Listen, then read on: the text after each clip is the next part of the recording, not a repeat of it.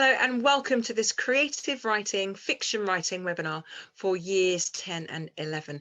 Now, I know that sometimes teachers say that you have to write a story with a really convincing character, and sometimes students struggle with this. So in this short session, we're going to look about how you develop a really interesting and convincing character through weather or the environment, through symbolism and through uncertainty. Now, the first thing we want to look at is weather and the environment. And you'll know that when the weather and the environment reflects the feelings, the mood of a character, that's called pathetic fallacy. And you can do this really well to create a convincing character. So for example, this A example is, as the rain beat down, pounding heavily on the chipped windowsill in need of a fresh coat of paint, Jamie slammed the door on his mother, almost tripping over the molehills of used clothes that littered his bedroom floor. He started to rummage through the doors.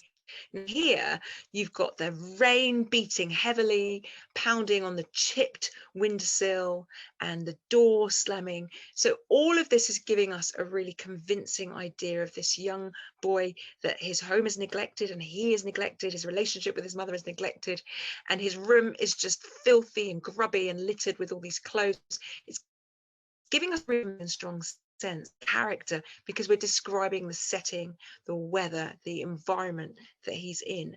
Look at this one, this example B. With the oppressive glare of the sun inspecting every move, Molly found it impossible to keep her flawlessly straight hair in place, and she noticed damp patches beginning to form on her immaculate white silk blouse. The sunlight reflecting in the alabaster mirror on her desk projected bright slices onto the high ceiling of her pristine office. So again, we're trying to go for a convincing character. So this character, Molly, is hot and flustered. The sun is hot in her office, but you can see that things are immaculate. There's alabaster and white. The ceilings are high and the sunlight is on her mirror. So this is giving us a sense that she's vain, she's ambitious. The ceilings are high, suggesting that she wants to really go places, but it's slicing her office, which again perhaps is suggesting this cutthroat environment of the office world that Molly is struggling to be part of. So with just the environment and the weather and the surroundings, you're starting to create some characters that are really convincing. Let's think about symbolism. So symbolism is using objects, places, colors, even clothing, to give us a deeper understanding of what's going on with the character. So this one is about Jamie, again using that name, holding a dog-chewed bus pass, broken guitar string and a battered guitar case.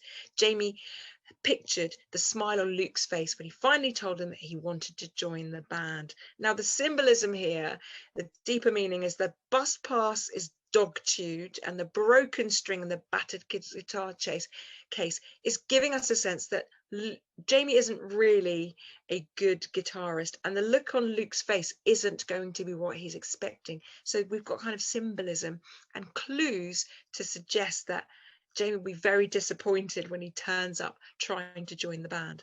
So we've got an effective way of creating a convincing character.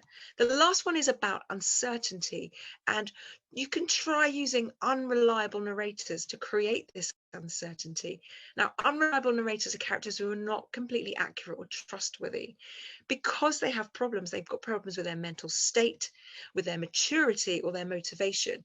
Now, the guilty party, we're thinking about a scenario of you writing a story about someone walking down the street to catch a bus. A guilty party to walk down the street to catch a bus is trying to mislead us. So they would say they didn't realize they had to pay for the bus fare. They didn't realize they pushed someone into the street. They didn't know that they kicked someone on the bus. They're doing all sorts of things, but they're trying to mislead us. Through the eyes of madness, as they walk down the street, they might describe people or maybe the weather in disturbing and grotesque ways. Maybe they describe the puddles as in blood, or they describe people as insects or cockroaches through the eyes of madness. And then the innocent and accurate, you might want to create uncertainty. This person doesn't realize they're being taken on the bus or they're being kidnapped. And so you're adding that sense of uncertainty to create your convincing character.